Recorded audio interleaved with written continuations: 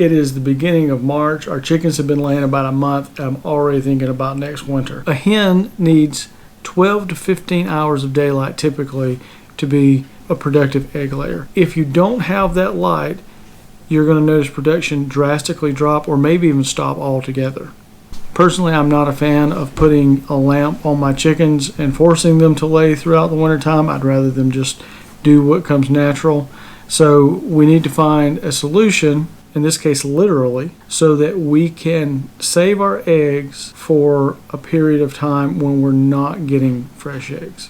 That's why I'm going to be doing some water glassing. Essentially all water glassing is creating a lime solution that we're going to submerge our eggs into. Once they're submerged, that solution is going to fill the pores and will not let anything pass through the shell. To do this, you're going to want to use fresh, clean eggs.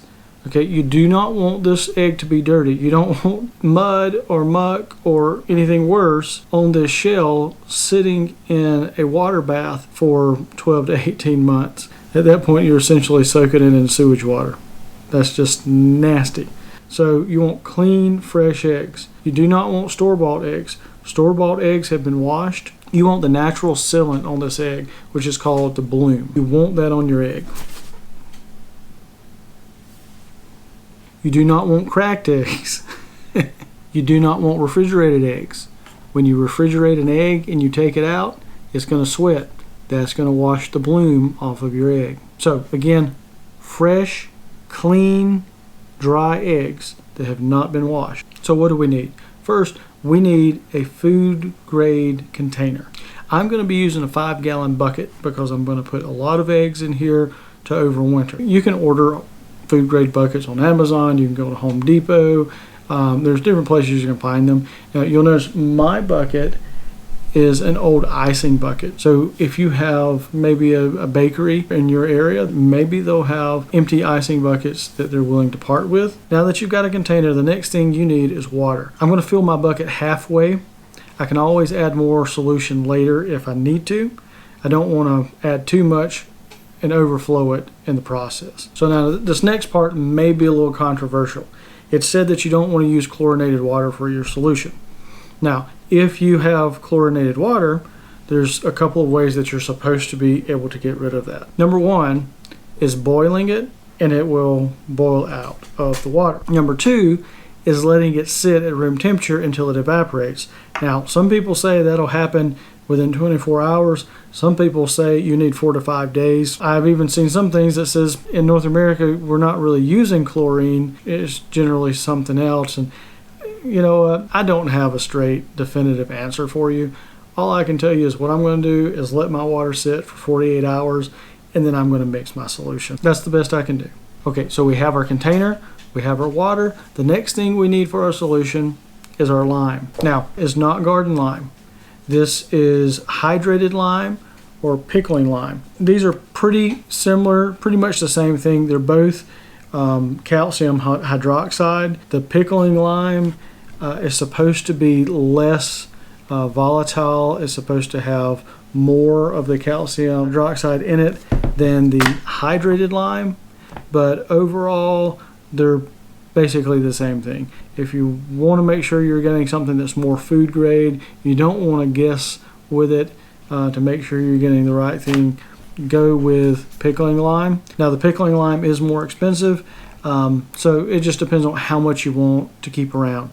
I went to pick up my hydrated lime from Ace Hardware so I could do my water glassing, and I brought it home. I started to take it to the building. I said, you know what? I'm going to be using it in the kitchen. I need to keep it in the kitchen. Where's a good place to put this?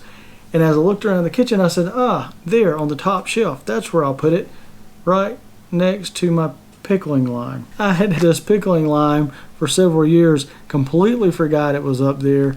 So now I have both hydrated and pickling lime. So that gives us all the ingredients that we need to mix our solution. We got our container, we got our water, we got our lime. So how much lime do I add to my water? You want 1 ounce per quart, but it's not a liquid ounce. You're going to have to weigh this out on a kitchen scale. So I'm going to go ahead and do that now. I'm going to weigh my lime out. So let me turn on my scale. I'm just going to switch modes to ounces. I'm going to use my pickling lime. because it's already open, I'm going to leave my hydrated lime sealed. Okay, so what you're going to do is put your whatever you're using to measure out your lime, you need to put it on your scale, and then you're going to tear the scale so that it doesn't count the weight of this. Now, since I have 2.5 gallons of water in my bucket, that is going to be 10 quarts. So I need 10 ounces of lime in my measuring cup. This is 2.5 ounces. I need a bigger measuring cup. I'm making a mess. This is very easy to spill. It gets everywhere.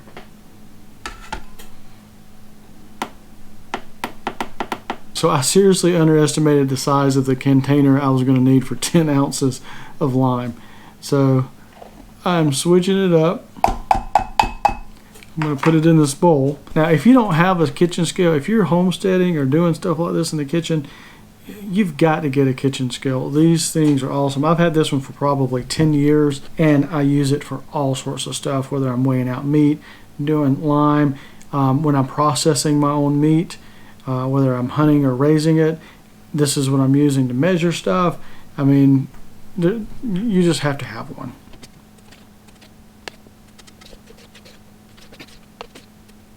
We have our lime, pretty much whole bowl full. Now you want to be careful with this too. As you're moving this around and messing with this lime, don't stir up too much dust that you're breathing in. And then when you have this in your solution, if you have a problem with dry skins, you maybe want to wear gloves.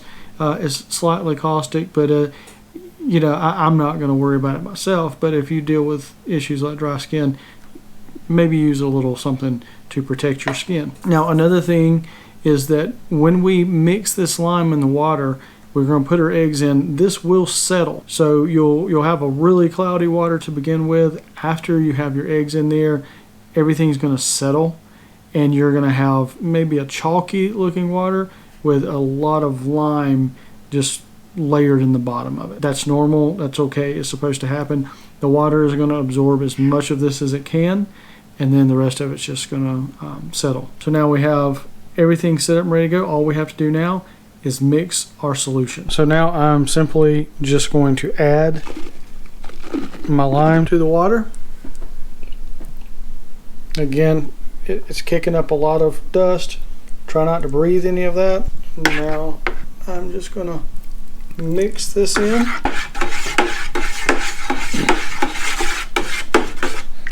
And so we have this nice chalky milk colored solution. I would not recommend using a milk jug to water glass your eggs, because that just seems like a nasty surprise waiting to happen. Now all I'm going to do is place my eggs into this solution. Some people talk about doing it with the small end down, the pointy end down. I don't have enough eggs right now to worry about that, so I'm just going to put them in, and then as I gather more eggs and I have enough to fill out the bottom, I may try to sit them up and position them that way. The only reason I'm concerned about whether it's pointy end down or not is because the strength of an eggshell is vertical. If you have it on its side, this is weak, this is easily broken. So if I'm going to put layers and layers of eggs in here, I want the strongest position that I can get. So as I add more eggs to the solution and I have enough to fill up the entire bottom, I will position them in an upright position to make it stronger for the next layer of egg, and so on.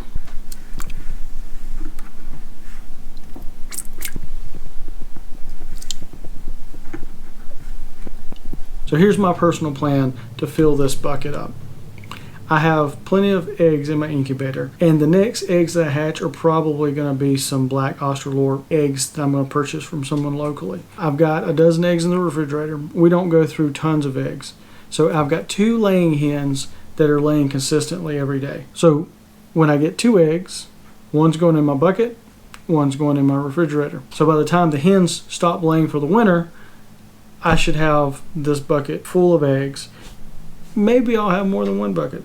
I don't know how many we'll need for the winter. I'll probably try to run some numbers just to get an estimate. That way I know when I have enough in my bucket, or if I fill the bucket up and still need more, then I can start a new container. So one other thing to let you know, do not ingest any of this lime water. that is not good for you. What you're going to do is when you're ready to use your eggs, you're going to take out some of them. For me personally, I'm going to take out maybe half a dozen at a time. I'm going to wash them. I'm going to put them in my egg carton. And then also remember, especially when you're water glassing them, and this is chicken eggs in general, crack them in a bowl. Make sure the egg is good before adding it to whatever you're adding it to. Don't just crack a bunch of eggs straight into whatever you're putting them into, because if you run into a bad egg, all of your eggs are ruined. Okay, so that's it. Super simple way to keep fresh eggs without refrigeration, without electricity, all the way through the winter. Now, if you're still unsure about the lime, there's a link in the description below. Check that out. Make sure you like the video, subscribe, turn on notifications so that you know when we have new videos coming out, and use that comment section. I want to know what you like, what you don't like, any questions, maybe things I wasn't clear on. I'll be happy to answer those. Just comment below. And share the video if you would. That helps us a lot. We appreciate your support and that you're here. Thank you so much. We'll see you next time.